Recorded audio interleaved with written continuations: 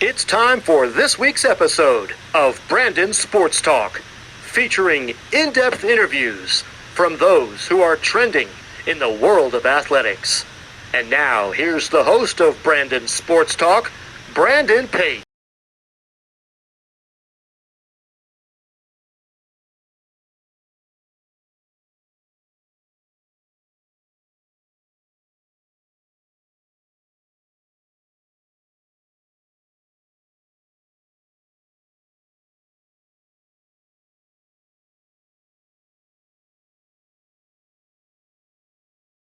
Welcome back to Brandon Sports Talk. In today's episode, I have the privilege to interview the Iona head swimming coach, Coach Nick Cavataro.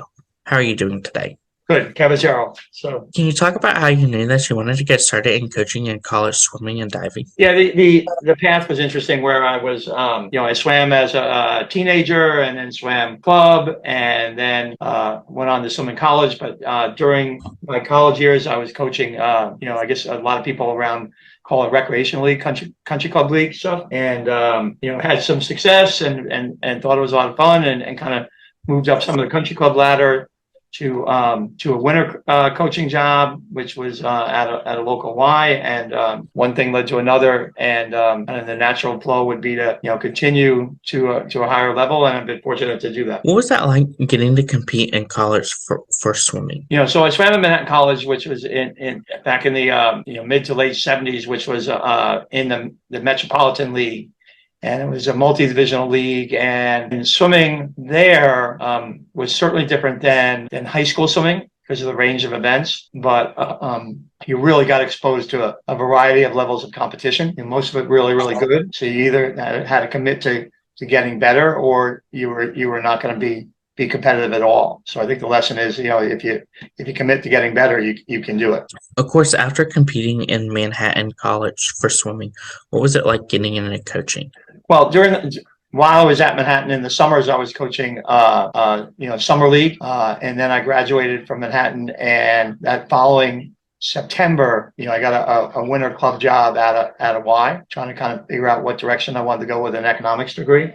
And found that was pretty cool, and it was working good, and kids were getting better, and we were able to take kids along to the state level and eventually the regional level and national level within a couple of years, and we had a good parent support group. And but clearly age group coaching is different than college coaching, just in terms of the amount of time and work necessary and preparation necessary. So it was I don't think I necessarily set out at that point, right out of college, to be a college coach. I think that's something that's pretty difficult for kids to do now.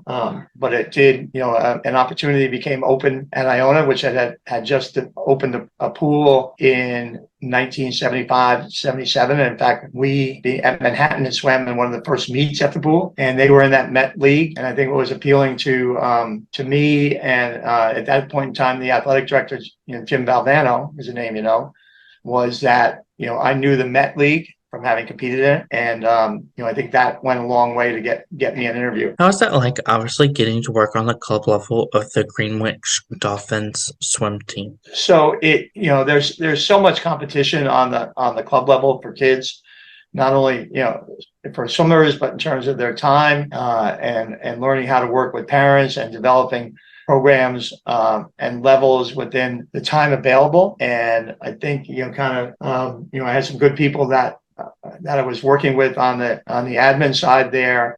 But it's really interesting in swimming, and probably not unlike a lot of sports, that there's a lot of selling that goes on, selling from, in terms of convincing kids on your workouts and the program and the goals, but also selling parents on the commitment and what you can get out of the sport. So, the age group level, when you get right down to it, is about teaching, but you have to sell people on the structure, and you move from there. What was that feeling like coming to Iona to become the head coach in the 80s? Well, I think the aquatics director, I'm not the AD, but the aquatics director. And, I don't know if I was really prepared, and fortunately, with a business degree, and I like to think that the kind of reason and thinking and problem solving, that kind of business background in school prepared you for some of that.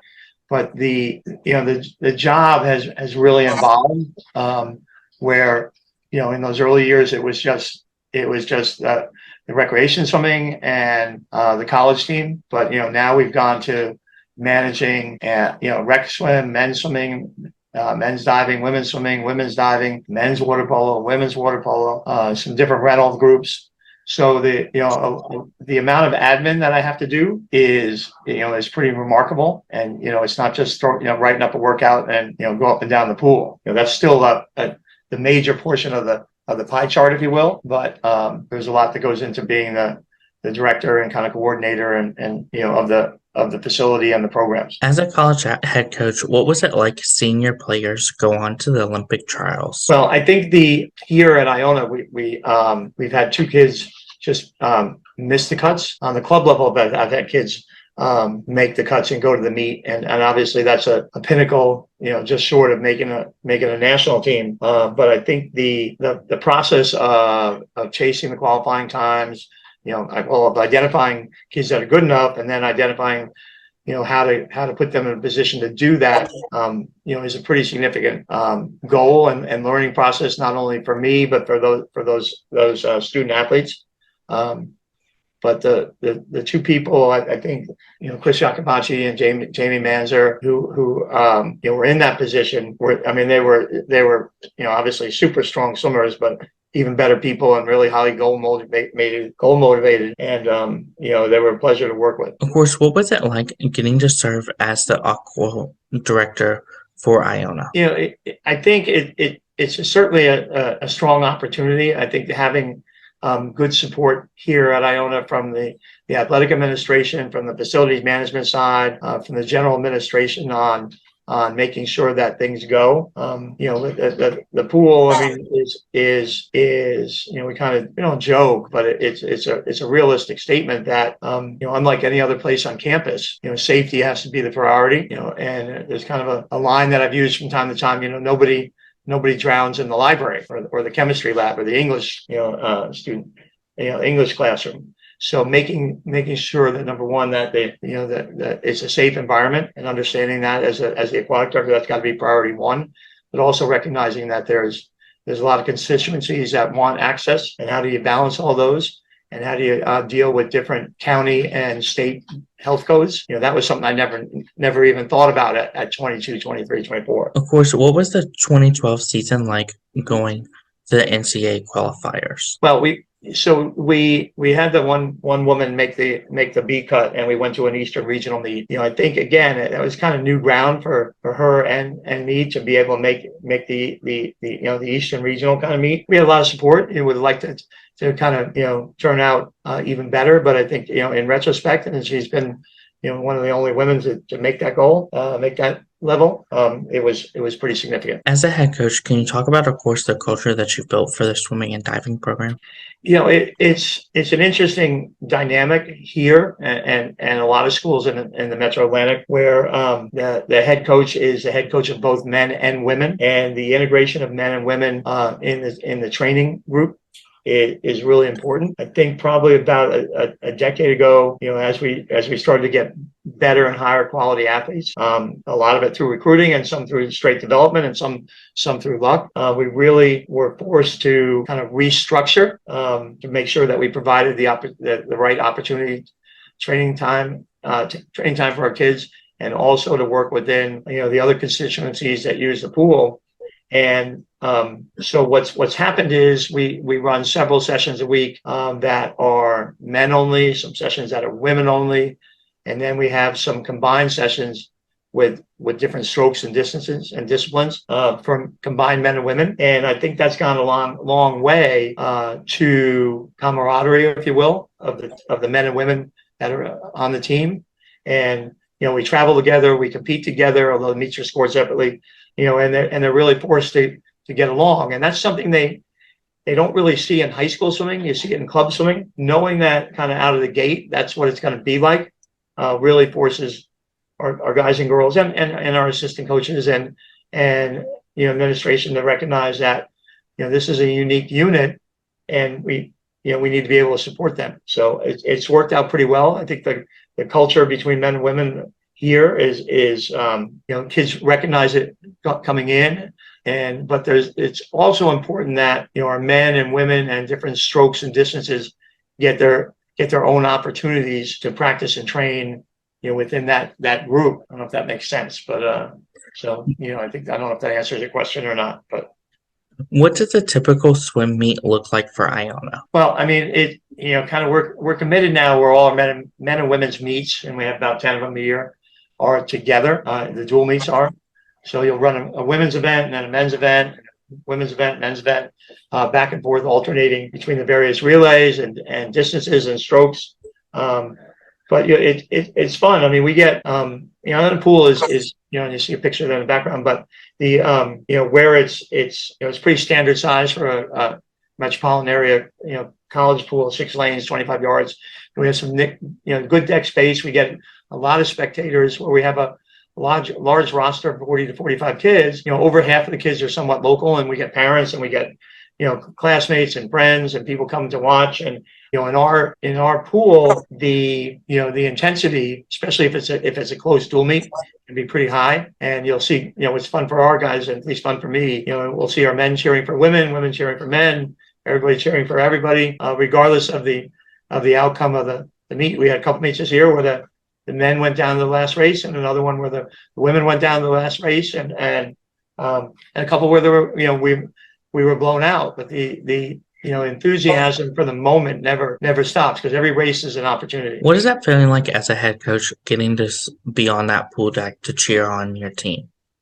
Well, I mean, it's certainly in the moment, race by race, you're concerned that what we did in terms of practice and that week, that period, that it is going to result in a good swim, a fast swim, and you get that. But you also, as a coach on the deck, whether you're the head coach or the assistant, you're thinking ahead a couple of moves. It's not like it's not necessarily like basketball or football where you gotta your lineup is for that particular meet is set for the almost every case. But occasionally there's some maneuvering that might have to go along, happen. The event by event movement in the meet is important. It's not as what's even more important is know when to make a move that might put you in a position or put your kids in a position to perform better or to win, or so that takes a little bit of skill and knowledge and experience, and I have, as I think I said, I've got good assistants that have good handle on the pulse of the team and the group and the meet. There's always a back and forth. If indeed we got to make a change or an adjustment. Who are some of the teams that you face in your typical swim meets? In the course of the season? Mm-hmm. So we'll swim. We swim Providence. We swim Holy Cross, Fordham, Fairfield, Manhattan, LIU now. Go down to Loyola. We have, who else was on our schedule? We go to a big invite down at Loyola in December. We have competed against Rider and Seton Hall and some Jersey schools. So we're fortunate that there are a lot of Division I schools in our area within an hour or two. We race Binghamton, so we don't have to travel all that much. But that being said, being with having to move 40, 45 kids at once can be a challenge and take some preparation in terms of events and meals and travel and bus. All that stuff. What is it like, obviously, hoisting some of those teams like Providence and Holy Cross and LIU versus going to LIU to go to their competitions? Well, I mean, when we travel, it's really nice. You just kind of walk in and you warm up and you race. When we host, everything has to be set up for the facility, from lanes and timing equipment and touch pads and horn starts and scoreboards. And, there's some, now almost everything is programmed on meet management software. So making sure all that's in place basically falls upon me and some staff as well that helps with that. Ultimately, the punch list of home host meet day stuff falls on me. What does a typical recruit process look like on the swimming side? I don't know if any of them are typical, but we try to make it typical. It's certainly important to identify recruits. Sometimes there's some cold identification right now, where you see a high school boy or a club swimmer, regionally, nationally, locally, and and you can contact them either direct if you can find the information. And we're fortunate now in swimming with the internet where, it's very rare that we would do a mass mailing, and that's what we used to do in the early 80s.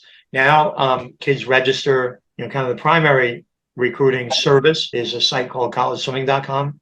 And you can find almost every aspiring collegiate, high school collegiate swimmer or club swimmer in that database. But identifying the kids out of that database and contacting them, take some work. Once we have identified them, typically there'd be a series of emails back and forth, maybe some text messages now back and forth, a couple of phone calls from that point. If the phone calls are going well, you certainly want to get them on campus. We always feel that if we can get a guy or girl on recruit, high school guy on campus, it just exponentially increases our chances of getting them to commit. But now more than ever, the affordability is such a huge part of the decision for guys and girls, and they have a lot of options. And to make sure that, again, come back and sell your program to that guy or girl and those parents, and take into account all the affordability options. And and certainly the number one thing is going to be the academics. I think I'm confident we can sell them on our swim program, but there's a lot of things that go into the mix in terms of, in a sense, selling that recruit that you want on your school, on your program, and the affordability of it. As a head coach, what are some of the things that you look at in those prospective student athletes when out visiting them? Well, I mean, it's, we're fortunate in our sport, similar to cross country and track and stuff, and unlike basketball and some of the field sports and things, our sport is pretty quantitative. What's your time for your 100? What's your time for your 200? What's your backstroke like? What's your breaststroke like? But so we can tell a lot by just seeing a kid's, time records, from there too. So I don't have to go to many meets to know if the guy or girl is going to be a good fit, but I do have to talk to that guy or girl and get a flavor of what's going on. Again, get them on campus, look them in the eye, understand where they've been, where they're going, and what are their goals, and then often talk to their coach, whether that's the high school coach or the club coach, and see if they're a good fit before we invest potential resources, scholarship money, or offer them a roster spot. I'd like to think it's pretty, our roster spots are pretty desirable. We don't, it's rare that we kind of get to our roster size limit, but on the other hand, we have to make sure that the mix is very good. Of course, while on that official visit, what is that process like, seeing them get to see your facility and the swimming pool that they'll be swimming? So official business is really the, kind of the ribbon around the recruiting process that hopefully, solidifies that guy or girl into the position to make their decision. We do almost all our recruiting visits now. And now that we're coming out of COVID, we're moving back to what I think was really successful for us, which was having recruiting weekends. And we'll have either 2 or 3 in the fall, usually in September. We bring kids in on a Friday morning. They stay, they watch our Friday morning practice. They meet with me and the assistants. I'll have a whole itinerary set up with them where they go to class, they go to lunch, they come back and they meet again with myself. They may meet with some specific academic people. They'll come back and watch our afternoon practice. We'll typically have a team event that night, whether it's a dinner or a get together. And then on Saturday morning, they stay over in the campus housing. On Saturday morning, we have another practice. We have another meeting with them and the parents at that point. Often, we also have where they'll watch them practice. We'll do some one-on-one meetings with them. We also do a couple of which are really, really good. One of the panels is kind of with an administrator, a professor, somebody from financial aid, somebody from career services, where they get to talk to the students and their parents about kind of the Iona experience. And that's really been very helpful, showing the kids, and we do this not just for show, but to expose the guys and girls to, that Iona is more than just, swimming laps in the pool. And we also do another panel where we'll put a couple of our team members, men and women, in a room with the recruits. And typically we try to target, 4 men, 4 women on a recruiting weekend. They'll be in a conference room, those recruits, with, a select group of our student athletes, and they'll just, lack of a better term, shoot the breeze, go back and forth on hopefully what's going to be their future teammates on, kind of get a little bit down and dirty on Iona swimming. What are the practices really like? What are the classes really like? What's dorm life like back? And what's the cafeteria food like? Are the guys and girls, nice or not nice? So, those two things combined are pretty important. I think, which separates us on our recruiting business from maybe some other people, because ultimately the high school swimmer that we want, or the club swimmer that we want, and there are a lot of swimmers that 17, 18-year-olds that aren't swimming high school anymore, just swimming club, that I can talk to them and tell them what we're doing and practice in terms of days and yards and repetitions and things, and they say they can make an assessment if that's going to be good enough for them or not. The other things of teammates and school and facilities and day in, day out are really important for these kids. As a head coach, what is it like getting to see those freshmen put on that Iona swimsuit for the first time versus the seniors? Yeah, it's funny. So we'll have 4 or 5 meets first semester, another 4 or 5 meets second semester, and often there's that first meet of the year. Very often their parents will be there. You can certainly tell there's some nerves, because anytime there's a first thing that for anything, there's some nerves. But I think that when they are nervous, you kind of go up to them and say, "Hey, this is what you've been prepping for all season, all through high school. This is college swimming," and you just got to try to make them relax. And ultimately, it's just another swim race. But there are unknowns about it. But I think once it kind of get like taking that first step back in a baseball game, once you've done it, they're relaxed. But we often see that first meet will be, because the energy level is so high, or the endorphins or whatever it is that some of those performances are really outstanding, and we got to try to build off of that. And hopefully we haven't set the bar too high for them. How's it like, obviously, seeing them put on that uniform for the last time as a senior? We had, I think, what was it, 9, I think, 7 women and 2 guys. A couple of this past few years have been different, where you get some 5th-year kids coming, going to graduate school for COVID, getting the COVID, what they call COVID year. So we've had a lot of good graduates going, but we've been fortunate by the kids, and almost all our freshmen will make it the senior year. Not everybody does, whether it's changing majors or whatever it is. But those kids on senior year are, almost universally are some of our best kids and best student athletes. And to know that this is going to be the last time they're going to be at their home meet, or the last conference championship, or the last meet is really exciting. But it's also very sad. But you want to make sure you put them in position for them to go out with a bang. And we talk about it all the time. I mean, they're kids. Sometimes they don't even know it. They're just trying to get to the finish line, because they have so much other things going on in their life, whether it's grad school or boyfriends, girlfriends, home life, where I got to get a job, I got interviews, and they just want to get to the finish line.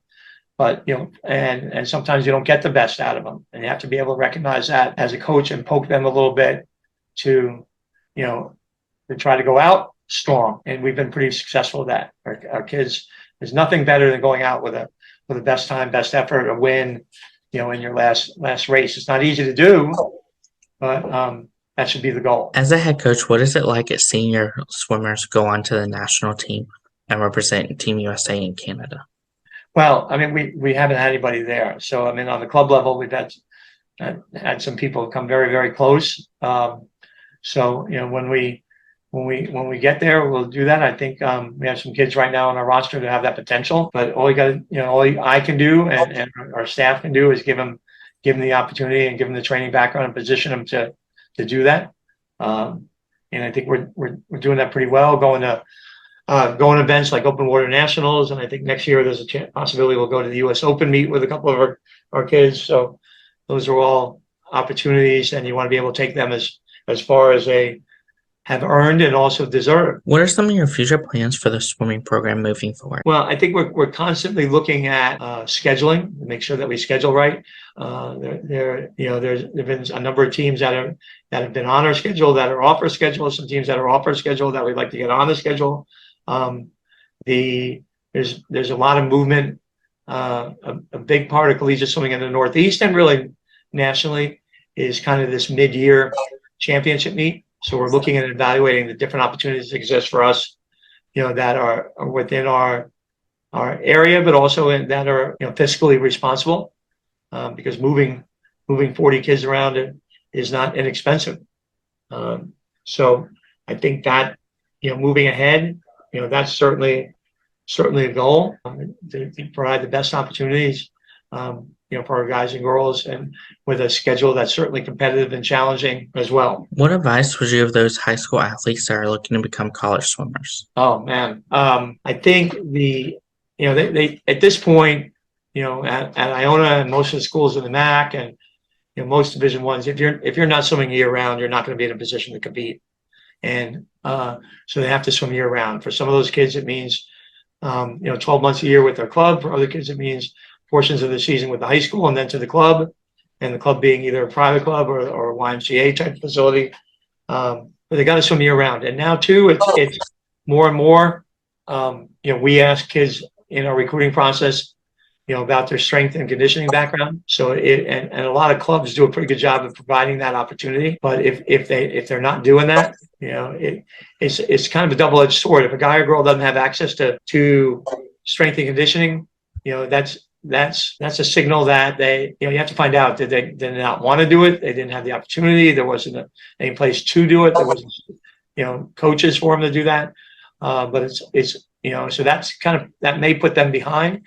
On the other hand, it also sends a signal to me that if they can do it and we can do it here, that they're going to be able to build off of their performance base, immensely. So the guy or girl that's swimming 8-10 times a week and going to strength and conditioning 3 times a week and is at an A or B level, they're doing the same kind of training that we are. So what's going to change? And that's where I need to talk to the guy or girl, talk to the coaches. But going back to your question direct, what should that high school person be? Swim as much as you can. Get in a strength and conditioning program, do it. What advice would you give those freshmen that are entering their first year of college swimming? Come in shape. Do not take the summer off. What advice would you give them that are looking to represent a national team, whether it's Team Canada or US? Well, I think that guy or girl is obviously a special recruit, and you wouldn't be, that thought is not just something that pops into your brain like, hey, I want to be on Team USA or Team Canada, or we've had girl from Bahamas or wherever. You're when you get to that point as a in your mid-teens typically, that hey, maybe I'm good enough to make a national team or a national meet. Again, expanding and developing your training base, figuring out a way to get access to long course pools. Our pool is 25 meters, 25 yards long. Getting access one way or another to 50-meter pools is really important. Some programs have those pools, others don't, but others can rent them. But any opportunity, even if it's a few times a year, if you have national team aspirations or want to go to Olympic trials, you better have been exposed to some long course training. What advice would you give those future college coaches that are looking to get started in the industry of college swimming? It's it's unlike when I started, where you can kind of jump from club to college swimming, and there's some people that have and can do that. Having collegiate swimming experience is almost a must. Having an assistant coach experience is almost a must. And if you can't get yourself a paid assistant, find yourself, it's almost like an internship. Volunteer a few hours, a few days a week. Expose yourself to as much as you can, and don't be afraid to knock the door down. What advice would you give those people that are planning on building their own program? It's not collegiate program, I guess. I'm not sure if I understand the question, but yes. So it's really going to depend upon where you are and what your pool time is, and what what the athletic support is at your institution, both in terms of finances and pool time and accessibility. I think you have to understand that, and maybe simultaneously know what has or hasn't been done at that facility before, and then pivot and make evaluations on that. That's great advice. Where can my listeners find you at on social media along with the Iona swimming program? So we have Facebook page, we have Twitter, we have Instagram, just like pretty much everybody. I think our Facebook is at Iona Swimming. Instagram is the same. the best access, which will link you up to everything, is at icgales.com. All our latest results and news will be at IC Gales, which is the athletic department website. So, and they could, if they wanted to reach me, they could do it, through email there. Thank you again, Coach, for your interview, and best luck in your future with the Iona swimming program. Thank you very much. You can find Brandon Sports Talk on Facebook at Brandon Sports Talk, Instagram at Brandon Sports Talk, Twitter at Talk_Brandon, and you can find me on YouTube at Brandon Sports Talk. Don't forget to like, comment, and subscribe. Thank you again, Coach, for your interview, and best luck in your future. Thank you. We'll see you. You've been watching Brandon Sports Talk. Please feel free to like, share, and subscribe to Brandon Sports Talk on social media and on YouTube.